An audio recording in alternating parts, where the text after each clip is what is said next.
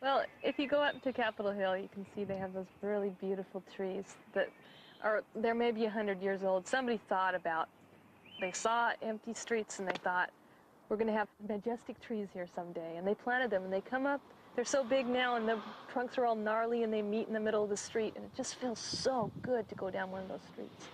And I live here on Beacon Hill and we have quite a noted lack of large trees around. So that's one of the reasons that I've been working so hard here, is because I know that someday this part of town will look like Capitol Hill looks, because trees can live, if they're cared for, they can live for a very long time and they can give a sense of permanence to a neighborhood.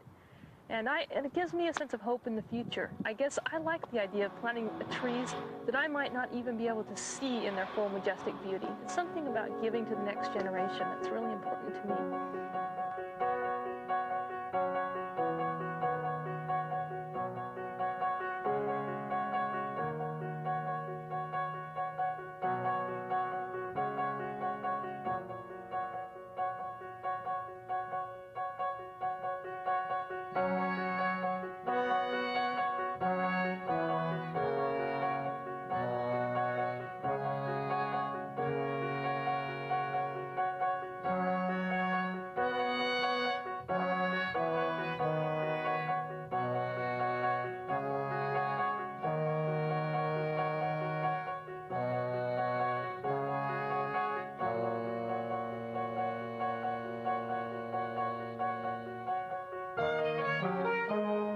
Trees could talk.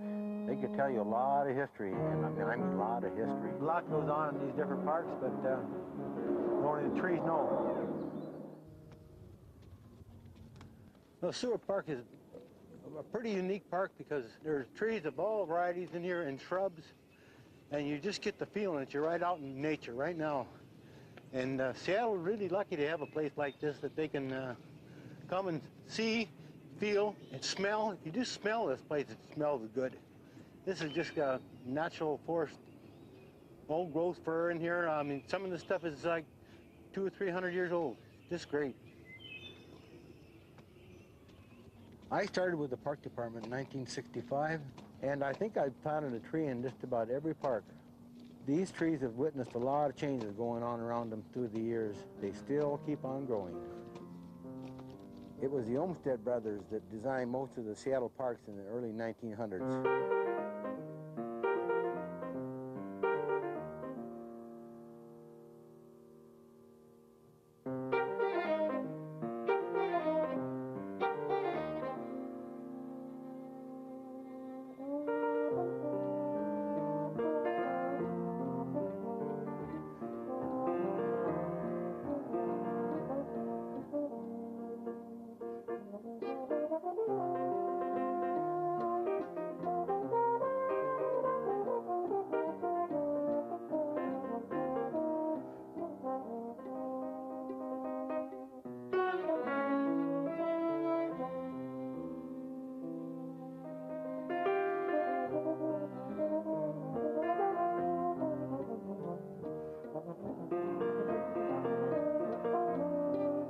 Seattle urban forest is more than the 6,000 acres of parks and greenbelts.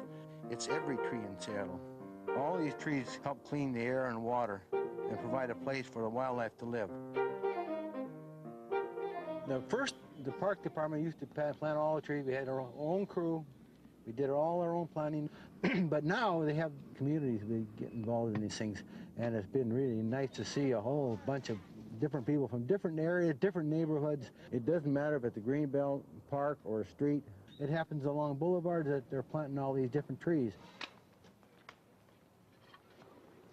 It's definitely an amazing thing to initiate a project. It seems like a lot of people have this pent-up desire to try to do something for their community, but then it becomes just a matter of who is just going to start the momentum rolling in the community. And for me, I'm not a landscape architect, I'm not a horticulturist, I'm not even a gifted gardener in my own yard, but I missed the forest. I just wanted to bring more of that to our community. So once we got the ball rolling, people were amazed at how they were able to bring their talents to the project. So horticulturists could now step in and say, I know how to select trees.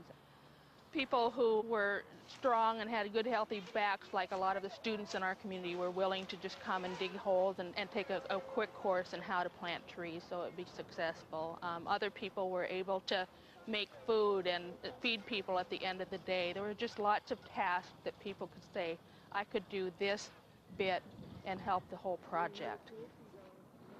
When you start planting, you realize you're not just planting a tree for one day. You really need to take time and plan for how the trees are going to survive, especially over the next 3 years. We've got between 600 and 700 trees planted in the North Beacon Hill area within the last year. And because the first year of care especially is critical for these young trees, we've got a group that comes out on Wednesday nights and cares for them a little bit at a time, mulching and weeding tree pits and doing staking if necessary. A tree in the forest doesn't have to contend with the same challenges that a tree in an urban setting has to deal with, such as air pollution. Soil compaction is a big one. Between construction and people walking by and cars, the soil gets very packed down, and the tree has to work much harder to push out to get oxygen and moisture from the soil and nutrients from the soil. So a tree in the city faces a lot more challenges, just the banging of everyday life. So it needs a lot more careful, tender care than a tree in the forest would need. There are some trees which do very well in their natural setting in someone's backyard or in the forest, but they don't do well on a street, in a street tree planting situation. There are some trees which do well in shade and some trees which do well in sun, so you like to site things according to that, and also in terms of how much water is it going to get. All trees need water and care when they're getting started, but some trees do better in a dry site, some trees do better if there's a little underground stream nearby, that kind of thing. If you have a very narrow parking strip and a sidewalk and a very narrow street, you're going to need a tree that grows in a columnar fashion. And if you've got power lines overhead, you're going to need a tree that doesn't get higher than about 25 feet. I like the thing I've heard that a tree-lined street actually slows speeding traffic and calms people's nerves. And I think the green connection is especially important in the city, where we see a lot of concrete and a lot of buildings, and we are all linked to nature, and I think that's what trees give us in the city, is a reminder of that. I think they tell us about the seasons. They remind us what time of year it is, even if our lives are very busy and hectic. Well, it's summertime. The magnolia trees are blooming, the evergreen magnolias are, or oh, it's a fall already. Look at that tree's changing color, that kind of thing. So they need us and we need them.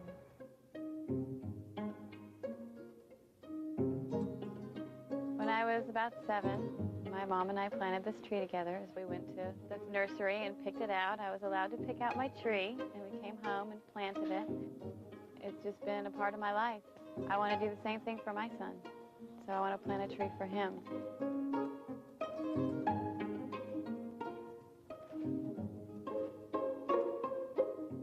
So after we planted it, my mom said it needed a lot of water. So we'd come out together and she'd turn on the hose. I would stand out here for long periods of time with the hose, watering the tree. That was my job. That was one of my first chores, in fact, was to water the tree.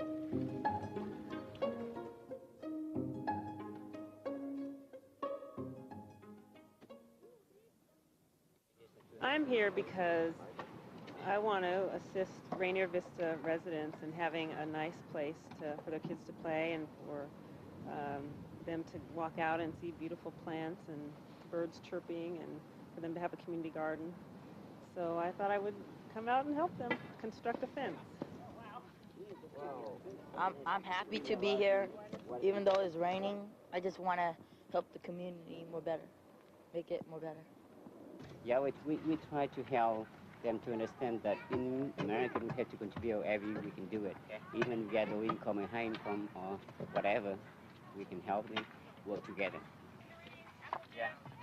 I think it builds relationships within communities, so that if they're able to plan a garden together and construct a fence together, then maybe when they're at a community meeting, they can talk to each other or invite each other to different ethnic celebrations, and work together to look out for each other as neighbors.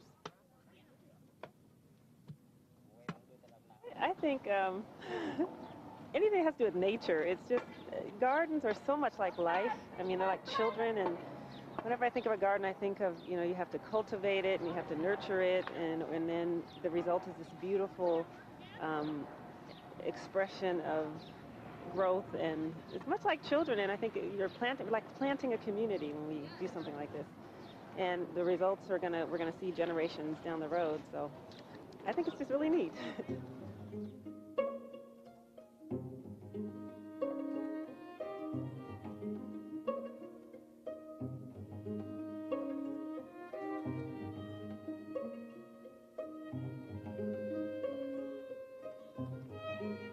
One memory I have of this tree is I always wanted a horse, and I knew that that was never going to happen living in the city, and so I made do with what I had, and I pretended that my little twig of a tree was a pony.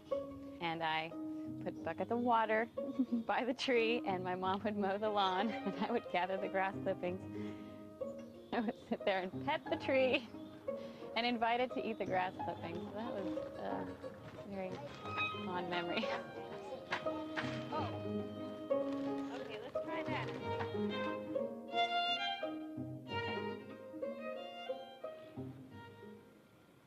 Well, the East Olive Way Corridor project started as a utilities undergrounding and repaving project between City Light and CTRAN. The city is providing the trees and shrubs for the Capitol Hill community to plant.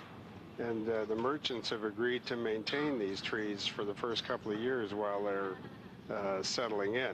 Well, they value the trees as an aid to their business, to changing the atmosphere, and it'll be a positive for their business. You're talking about the merchants, but also, you know, owners of buildings value these improvements because it's going to increase the value of their properties. It's a good partnership between all of the interests in the corridor.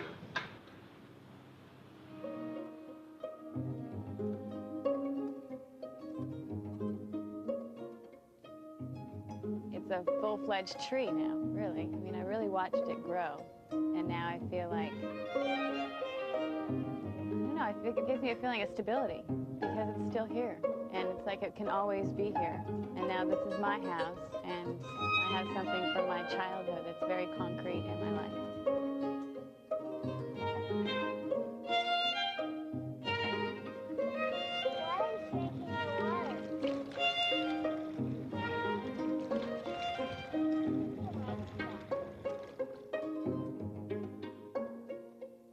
After school, I sometimes come over here just to sit down for a while. I think these trees have been here about 1,000 years or longer. I think George Washington was in here and saw my tree, Bob. The first the children came into the Dearborn Park Children's Forest, I said, please think about, what do you feel, what do you hear, and what do you see? We got back into the classroom, and it was amazing what some of the students saw and felt and heard. Well, we come to this forest right here because it makes us feel comfortable, like we're at home. When we came out here once, we were writing poems about the feelings, the sounds, how I feel, how I think animals feel, how they speak and things. But most of the stories I write are real weird and crazy. Well, I got struck by a lightning, and somehow I just got shrunk. I didn't know where I was, so I started walking, and I climbed up here, and I slipped, and I fell into this hole right here, and I got ate by a spider. It was dark and a lot of spider webs, a lot of leaves, daddy long legs, and I don't know what kind of other spider that is down there, but I can't see it that well. It's a little dark. This tree is called an Indian plum. It's a really small tree, and I like it because there's a lot of neat things about it. Like the leaves, if you crumple them up, they smell like cucumber. They have little berries that look exactly like miniature plums, but they taste like cucumber. And the Indians used to eat the berries, and if they ate too many, they would get a stomachache. When they impart the knowledge that they have about the forest, there really is an understanding that takes place that, you know, this is pretty unique. This is something that is really living and breathing and really is a magical place. It's just weird because, like, out of the forest, I'm sad, and here, I'm so happy.